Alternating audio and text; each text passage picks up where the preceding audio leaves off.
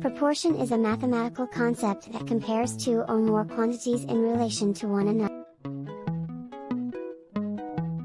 It is a fundamental idea in many areas of mathematics, including algebra, geometry, and statistics. There are different types of proportion based on the number of variables and the way they are related to each other. Here are the three main types of proportion. Direct proportion: two variables are said to be in direct proportion if they increase or decrease together at the same rate. In other words, if one variable doubles, the other variable also doubles, and if one variable is cut in half, the other variable is also.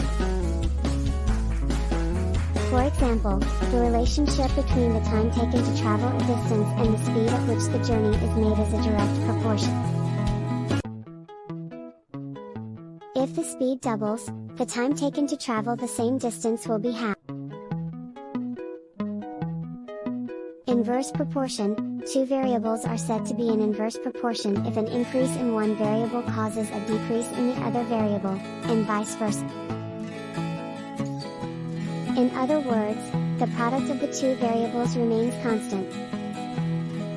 For example, the relationship between the time taken to do a job and the number of workers employed is in inverse proportion. If the number of workers doubles, the time taken to do the job will be half. Joint proportion: three or more variables are said to be in joint proportion if their ratios are equal. In other words, the product of the first two variables is equal to the product of the second two variables, and so on. For example, the relationship between the number of workers, the time taken to do a job, and the amount of work done is a joint proportion. If the number of workers doubles and the time taken is cut in half, the amount of work done remains.